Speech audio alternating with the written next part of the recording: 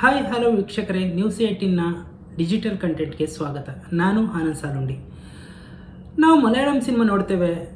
ನಾವು ಮಲಯಾಳಂ ಸಿನಿಮಾಗಳನ್ನು ನೋಡುವಷ್ಟು ಉತ್ಕೃಷ್ಟ ಗುಣಮಟ್ಟವನ್ನು ಹೊಂದಿದ್ದೇವೆ. ನಾವಂಥ ಸಿನಿಮಾಗಳು ನೋಡ್ತೀವಿ ಅಂತ ಹೆಗ್ಗಳಿಕೆಗೋ ಅಂತ ತೋರ್ಪಡಿಕೆಗೋ ಅಥವಾ ಗೊತ್ತಿಲ್ಲ ಏನೋ ಬಾಲಂದಿ ಬಾಯ್ ಆಗಿರ್ಬೋದು, ಚಿನ್ನ ಆಸೆ ಆಗಿರ್ಬೋದು, ಈ ಥರ ಸಿನಿಮಾಗಳನ್ನ ನೋಡ್ತಾರೆ, ಸೆಲೆಬ್ರೇಟ್ ಮಾಡ್ತಾರೆ. ನಮ್ಮವರೇ ಅದ್ರ ಬಗ್ಗೆ ಸಾಕಷ್ಟು ಬರ್ಕೊಳ್ತಾರೆ. ಅದರಲ್ಲಿ ತಪ್ಪೇನಿಲ್ಲ. ನಾನು ಕೂಡ ಮಲಯಾಳಂ ಸಿನಿಮಾ ನೋಡ್ತೇನೆ.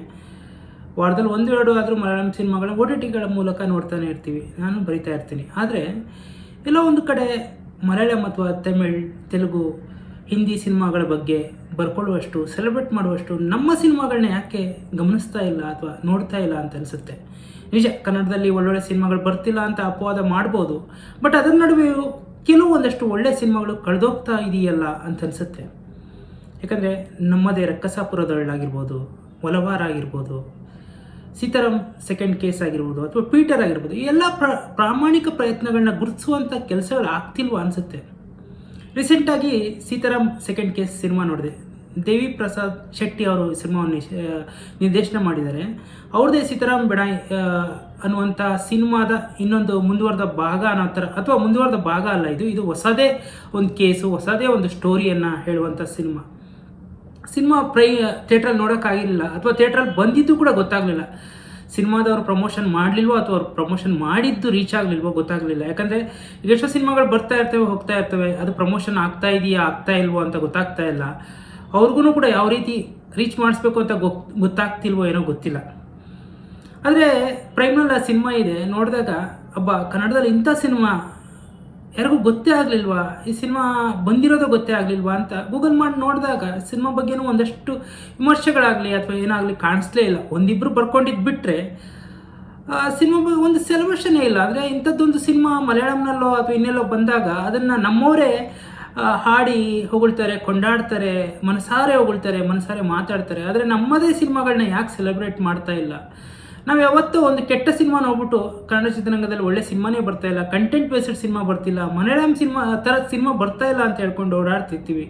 ಆದರೆ ನಮ್ಮದೇ ಸಿನಿಮಾಗಳ ಬಗ್ಗೆ ಪೀಟರ್, ಸೀತಾರಾಮ್ ಸೆಕೆಂಡ್ ಕೇಸ್ ಆಗಿರ್ಬೋದು, ಒಲವಾರ, ರಕ್ಕಸಪುರದಳ್ಳಿ, ಈ ಥರ ಸಿನಿಮಾಗಳನ್ನ ಸೆಲೆಬ್ರೇಟ್ ಮಾಡಬೇಕು ಖಂಡಿತ. ಥಿಯೇಟ್ರಿಕಲ್ಲಿ ಸೀತಾರಾಮ್ ಸೆಕೆಂಡ್ ಕೇಸ್ ಏನಾದ್ರೂ ಒಂದು ಜನ ಅಂದ್ಕೊಂಡಂಗೆ ನೋಡಿದರೆ ಸಿನಿಮಾ ಎಷ್ಟು ಬರ್ತಾ ಇತ್ತು ಗೊತ್ತಾ? 40-45 ಕೋಟಿ ಆ ಸಿನಿಮಾ ಗಳಿಸ್ತಾ ಇತ್ತು. ಯಾಕೆ ಈ ಮಾತು ಹೇಳ್ತಾ ಇದ್ದೀನಿ ಅಂದರೆ, ಸದ್ಯಕ್ಕೆ ಪ್ರೈಮ್ನಲ್ಲಿದೆ ಈ ಸಿನಿಮಾ. 250 ಮಿಲಿಯನ್ ಮಿನಿಟ್ಸ್ ಈ ಸಿನಿಮಾನ ಜನ ನೋಡಿದ್ದಾರೆ. ಅಂದರೆ ಕನ್ನಡಿಗರು ಅಷ್ಟೇ ಅಲ್ಲ, ತಮಿಳು, ತೆಲುಗು, ಮಲಯಾಳಿಗರು, ಹಿಂದಿಗರು ಕೂಡ ಈ ಸಿನಿಮಾ ನೋಡಿದ್ದಾರೆ. 250 ಮಿಲಿಯನ್ ಮಿನಿಟ್ಸ್ ಅಂದರೆ ಸುಮಾರು 21 ಲಕ್ಷ ಜನ ನೋಡ್ದಂಗೆ. ಅಂದರೆ 42 ಲಕ್ಷ ಹೋವರ್ ಆಗುತ್ತೆ ಇಷ್ಟಿಗೆ. ಅಂದರೆ 21 ಲಕ್ಷ ಜನ ಥಿಯೇಟ್ರಿಕಲ್ಲಿ ನೋಡಿದ್ರೆ ಸುಮಾರು 43-44 ಕೋಟಿ ಗ್ರಾಸ್ ಕಲೆಕ್ಷನ್ ಆಗುತ್ತೆ. ಅಂದರೆ ಅಷ್ಟು ಜನ ನಮ್ಮ ಕನ್ನಡ ಆಡಿಯನ್ಸ್ ಇದ್ದಾರೆ, ಅಥವಾ ಅಷ್ಟು ಸಿನಿಮಾ ನೋಡುವಂಥವ್ರು ಇದ್ದಾರೆ. ಆದರೆ ಅದೊಂದು ದೊಡ್ಡ ಮಟ್ಟಕ್ಕೆ ಸೆಲೆಬ್ರೇಷನ್ ಆಗ್ತಾ ಇಲ್ಲ. ಒಂದು ವಿಜಯ ರಾಘವೇಂದ್ರ ಸಿನಿಮಾ ಒಂದು ಪ್ರೈಮ್ನಲ್ಲಿ ಇಷ್ಟೊಂದು ಓಡ್ತಾ ಇದೆ ಅಂತಂದಾಗ ಥಿಯೇಟ್ರಿಕಲ್ಲಿ ಕೂಡ ಈ ಸಿನಿಮಾ ಅಷ್ಟೇ ಮಟ್ಟದ ಒಂದು ಪ್ರಶಂಸೆಯನ್ನು ಗಳಿಸು ಅಥವಾ ಜನ ಮನ್ನಣೆಯನ್ನು ಗಳಿಸಿದರೆ ಅಷ್ಟು ದೊಡ್ಡ ಮಟ್ಟಕ್ಕೆ ಹಿಟ್ಟಾಗ್ತಾ ಇತ್ತು. ಈಗಲೂ ಕೂಡ ಈ ಸಿನಿಮಾ 25 ಕೋಟಿ ಮಿನಿಟ್ನ ವ್ಯೂಸನ್ನು ಪಡ್ಕೊಂಡಿದೆ. ಒಂದು 2-2.5-3 ಕೋಟಿ ತನಕ ಸಿನಿಮಾ ನಿರ್ಮಾಪಕರ ಕೈ ಸೇರುತ್ತೆ. ನಿರ್ಮಾಪಕರು ಸೇಫ್ ಆಗಿದ್ದಾರೆ, ಖುಷಿಯಾಗಿದ್ದಾರೆ, ಓಕೆ. ಬಟ್ ಆದರೆ ಇಂಥದ್ದೊಂದು ಎಫರ್ಟ್ ಆಗ್ತಾಗಲೂ ಕೂಡ ಅದು ದೊಡ್ಡ ಹಿಟ್ ಆಗಲಿಲ್ವಲ್ಲ ಅನ್ನೋ ಒಂದು ಕೊರತೆ ಖಂಡಿತ ಕಾಡುತ್ತೆ. ಕನ್ನಡ ಸಿನಿಮಾಗಳು ಚೆನ್ನಾಗಿ ಬರ್ತಾ ಇಲ್ಲ, ಕಂಟೆಂಟ್ ಮೇಂಟೈನ್ ಮಾಡಲ್ಲ, ಅದೇ ಹೊಡಿಬಡಿ ಮಾಸ್ ಮಸಾಲ. ಎಲ್ಲ ಒಂದು ಕಡೆ ನಾವು ಮಲಯಾಳಿಗರ ಥರ ಸಿನಿಮಾ ಮಾಡ್ತಿಲ್ಲ, ತಮಿಳವ್ರ ಥರ ಸಿನಿಮಾ ಮಾಡ್ತಿಲ್ಲ ಅಂತ ಹೇಳೋದು ಒಂದು ಅಪವಾದ ಬೇರೆ. ಬಟ್ ಇಂಥ ಸಿನಿಮಾಗಳು ಬಂದಾಗ ಸೆಲೆಬ್ರೇಟ್ ಮಾಡಬೇಕಲ್ವ? ಓಕೆ, ಥಿಯೇಟ್ರಿಕಲಿ ನೋಡಲಿಲ್ಲ, ಆದರೆ ಸೋಷಿಯಲ್ ಮೀಡಿಯಾದಲ್ಲಾದರೂ ಕೂಡ ಆ ಥರದ್ದೊಂದು ಒಂದು ಸೆಲೆಬ್ರೇಷನ್ ಕಾಣ್ತಿಲ್ಲ. ಚಿನ್ನ ಆಸೆ ಸಿನಿಮಾ ಬಗ್ಗೆ ಬರ್ಕೊಂಡಿರೋರಾಗಲಿ, ಅಥವಾ ಬಾಲಂದಿ ಬಾಯ್ ಅಂತ ಸಿನಿಮಾ ಬಗ್ಗೆ ಬರ್ಕೊಂಡಿರೋರಾಗಲಿ, ಅಥವಾ ಇತ್ತೀಚೆಗೆ ಬಂದಂಥ ಮಲಯಾಳಂ ಸಿನಿಮಾಗಳ ಬಗ್ಗೆ ಸಾಕಷ್ಟು ಜನ ಬರ್ಕೋತಾರೆ. ಆದರೆ ಎಲ್ಲೋ ಒಂದು ಕಡೆ ನಮ್ಮ ಕನ್ನಡ ಸಿನಿಮಾಗಳ ಬಗ್ಗೆ ನಾವು ನೋಡಿದ್ವಿ ಅಂತ ಹೇಳ್ಕೊಳ್ಳೋಕ್ಕೂ ಎಲ್ಲೋ ಒಂದು ಕಡೆ ಮುಜುಗರ ಆಗ್ತಿದೆಯಾ ಅಥವಾ ಮುಜುಗರ ಪಟ್ಕೋತಾರ. ಆ ಥರ ಸಿನಿಮಾಗಳ ಬಗ್ಗೆ ಬರೆದ್ರೆ ನಮ್ಮ ಇದು ಗೇಜ್ ಕಡಿಮೆ ಆಗುತ್ತೆ ಅಥವಾ ನಮ್ಮ ವ್ಯಾಲ್ಯೂ ಕಡಿಮೆ ಆಗುತ್ತಾ ಅಂತ ಭಾವಿಸ್ತಾ ಇದ್ದಾರೆ, ಗೊತ್ತಿಲ್ಲ. ಸೊ ಇನ್ಮೇಲಾದರೂ ಈ ಥರ ಕನ್ನಡ ಸಿನಿಮಾಗಳು ಬಂದಾಗ ಥಿಯೇಟ್ರಿಕಲ್ಲಿ ಒಂದಷ್ಟು ಪ್ರೋತ್ಸಾಹ ಕೊಡಲೇಬೇಕಾಗತ್ತೆ. ಜೊತೆಗೆ OTTಯಲ್ಲಿ ನೋಡಿದಾಗಲೂ ಕೂಡ ಅದ್ರ ಬಗ್ಗೆ ಒಂದಷ್ಟು ಬರ್ಕೊಂಡಾಗ ಅಥವಾ ಅದ್ರ ಬಗ್ಗೆ ಒಂದಷ್ಟು ಸೆಲೆಬ್ರೇಟ್ ಮಾಡಿದಾಗ ಜನ ಕೂಡ ನೋಡ್ತಾರೆ. ಹಾಗೆ ಸಿನಿಮಾ ಇಂಡಸ್ಟ್ರಿ ಕೂಡ ಹೌದು. ಒಂದು ಮಲಯಾಳಂನ ಮಂಜು ಮೇಲ್ ಬಾಯ್ಸ್ನಂಥ ಸಿನಿಮಾ ಬಂದಾಗ ಇಡೀ ಆ ಸಿನಿಮಾನ ಇಡೀ ಇಂಡಸ್ಟ್ರಿ ಸೆಲೆಬ್ರೇಟ್ ಮಾಡುತ್ತೆ. ಅಥವಾ ಇನ್ಯಾವುದೋ ಸಿನಿಮಾ ಬಂದಾಗ ಇಡೀ ಇಂಡಸ್ಟ್ರಿ ಸೆಲೆಬ್ರೇಟ್ ಮಾಡುತ್ತೆ.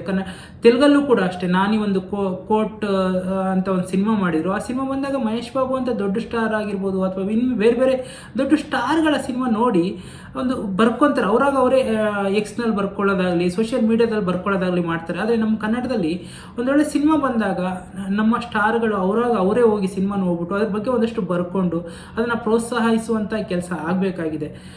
S, Siddarama second case theatrically ಓಡಲಿಲ್ಲ ಅಂದರೂ ಕೂಡ ಪ್ರೈಮ್ನಲ್ಲಿ ಈಗಲೂ ಟಾಪ್ 10ನಲ್ಲಿದೆ. ಅಂದರೆ ಆ ಸಿನಿಮಾ ಡಿಜಿಟಲ್ ಪ್ಲಾಟ್ಫಾರ್ಮ್ಗೆ ಬಂದು 3 ತಿಂಗಳಾದರೂ ಕೂಡ ಇನ್ನೂ ಟ್ರೆಂಡಿಂಗ್ನಲ್ಲಿದೆ. ಕನ್ನಡಿಗರಷ್ಟೇ ಅಲ್ಲ, ತಮಿಳಿಗರು, ತೆಲುಗರು, ಹಿಂದಿಯವರು ಎಲ್ಲರೂ ನೋಡ್ತಾ ಇದ್ದಾರೆ.